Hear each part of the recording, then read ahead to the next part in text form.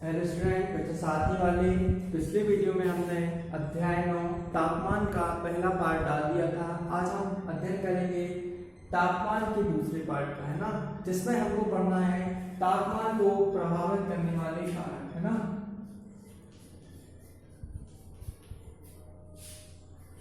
तापमान को प्रभावित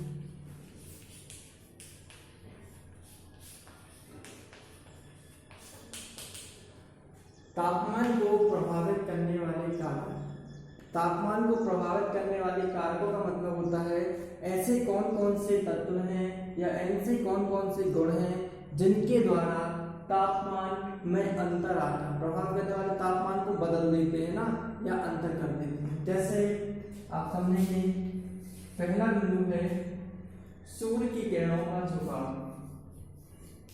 सूर्य की किरणों का झुकाव। चलो इसको समझेंगे।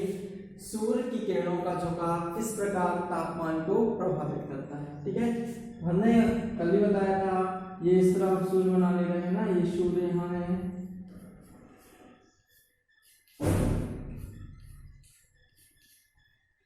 ये सूर्य है और यहाँ पृथ्वी है।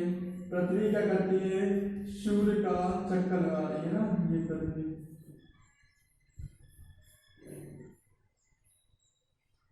ये पृथ्वी ऐसा परिक्रमा कर रही है, सूर्य की परिक्रमा कर रही है ना, ऐसा गोल गोल घूम रही। अब ये सूर्य की किरणों का झुकाव, ये सूर्य की किरण है जो पृथ्वी की ये जो बीच की रेखा है ना, ये क्या कहलाती है, विषुवत रेखा। क्या कहलाती है, विषुवत रेखा,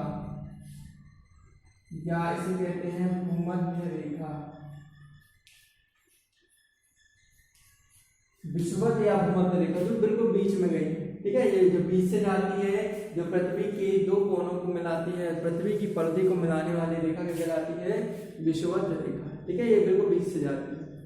तो सूर्य की किरणें सबसे ज्यादा जो पड़ती हैं वो कहाँ पड़ती हैं, विषुवत रेखा पर। कहाँ पड़ती हैं, विषुवत रेखा पर। ठीक है, और विषुवत रेखा पर जो तापमान रहता है पृथ्वी का वो बहुत अधिक रहता है। और जैसे जैसे हम ध्रुवों की, ये ध्रुव कहलाते हैं, ऊपर की ओर ये ध्रुव कहलाएगा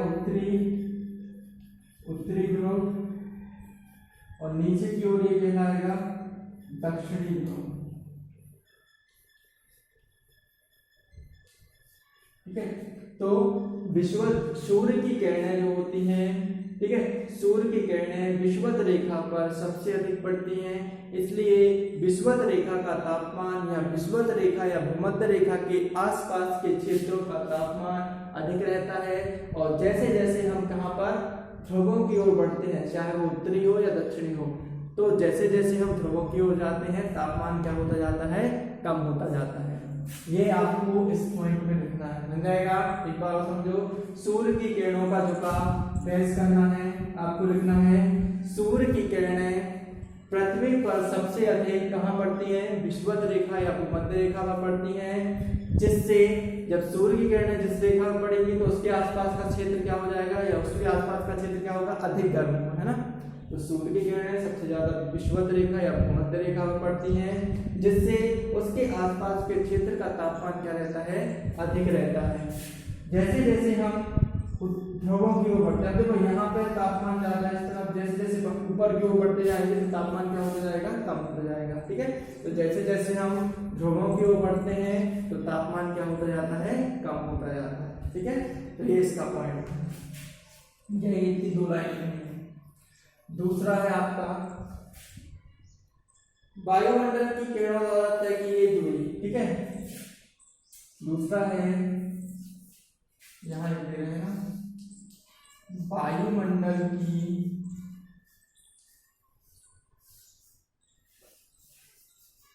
किरणों द्वारा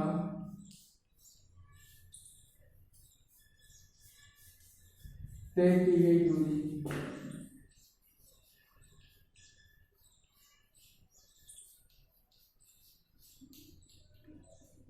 ठीक है, अब देखो ये जो वायुमंडल है ये कैसी कैसी किरणें दे रहे हैं। देखो यहाँ से जो कुछ किरणें सीधी जा रही है वो सीधी रेखा से जाएंगी ना। देखो यहाँ पे वायुमंडल दो प्रकार से, वायुमंडल में सूर्य की किरणें जो रहती है पृथ्वी पर दो प्रकार से पड़ती है, एक बिल्कुल लंबवत मतलब सीधी गिरती है और एक तिरछी जाती है ऐसे, ये तिरछी है ना, ये तिरछी किरण कहलाएगी और ये बिल्कुल सीधी लंबवत किरण कहलाएगी। ठीक है, अब देखो पृथ्वी बनी है उसको हम साथ में साफ करके बता रहे हैं कैसे जाएंगी। अब सूर्य को हम ले रहे हैं ऊपर, कहाँ ले रहे हैं ऊपर। अब पृथ्वी तो ऐसे घूम रही है, सूर्य आ जाएगा ऊपर। अब पृथ्वी यहाँ थी, यहाँ से घूम के कहाँ गई, यहाँ नीचे इस तरफ। ठीक है, ये पृथ्वी। अब आपको इसमें बताना कैसे प्रभावित होता है तापमान। जब सूर्य की किरणें लंबवत पड़ती हैं मतलब इस सीधी रेखा में, तो ये क्या करती है पृथ्वी की कम दूरी तय करती है। ठीक है, जब सूर्य की किरणें लंबवत पृथ्वी पर पड़ती हैं तो ये क्या होती हैं, कम दूरी तय करती हैं। और जब ये पृथ्वी घूम के यहाँ आ जाती है इस तरह ऐसा, तो जब ये सूर्य की किरणें तिरछी पड़ रही है, देखो तिरछी, तिरछी में जो ज्यादा दूरी तय कर रही है ना, ये तिरछी है। तो आपको यही दो लाइन लिखनी है कि जब सूर्य की किरणें पृथ्वी पर लंबवत पड़ती हैं तो कम दूरी तय करती हैं, तथा जब सूर्य की किरणें पृथ्वी पर तिरछी पड़ती हैं तो अधिक दूरी तय करती हैं। ठीक है, इस प्रकार तापमान क्या होता है, प्रभावित होता है। बताइए आपको वायुमंडल में किरणों द्वारा तय की गई दूरी, जब सूर्य की किरणें पृथ्वी पर लंबवत तय करती हैं या लंबवत दूरी तय करती हैं तो ये क्या होती है, कम दूरी बनाती हैं पृथ्वी पर, और जब सूर्य की किरणें तिरछी जाती हैं तो ये अधिक दूरी तय करती हैं। ठीक है, कहाँ पर, पृथ्वी पर। बताएगा ये दो पॉइंट में। तीसरा पॉइंट आपको दिया है समुद्र से ऊंचाई, क्या दिया है,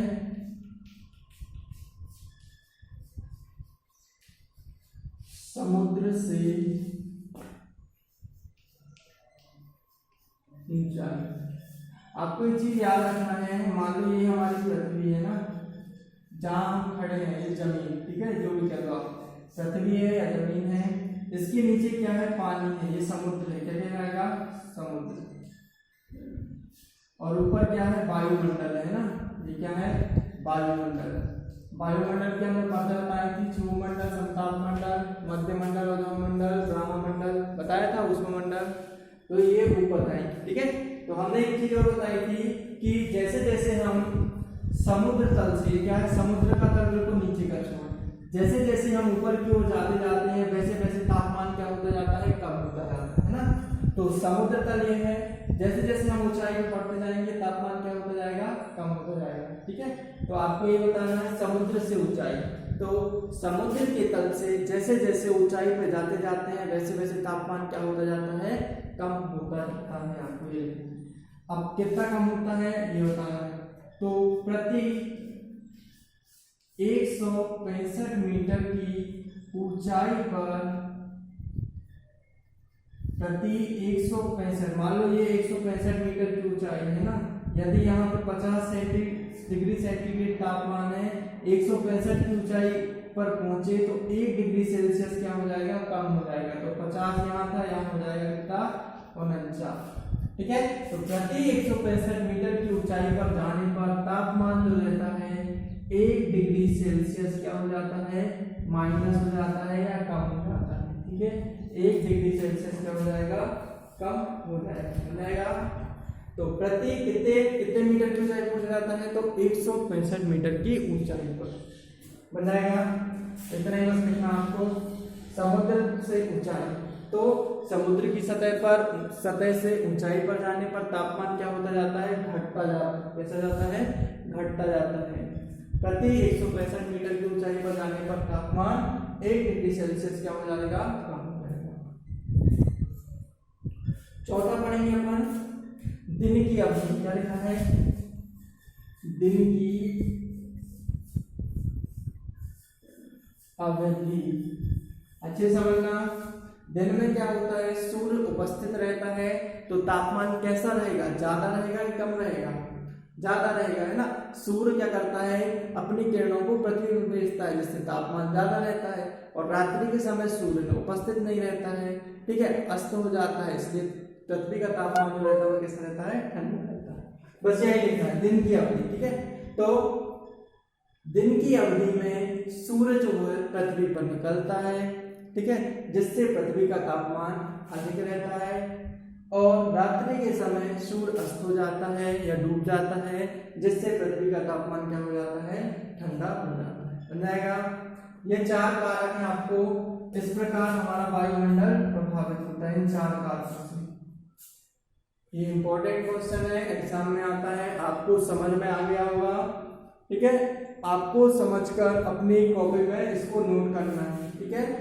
चलो ठीक है, क्वेश्चन नीचे दिया है, क्वेश्चन लिख सकते हो। तापमान को प्रभावित करने वाले कारकों को समझाइए, 1 2 3 4। जैसा हमने समझाया है वैसे ही समझ के आप अपनी भाषा में आप लिख सकते हो, है ना, ठीक है।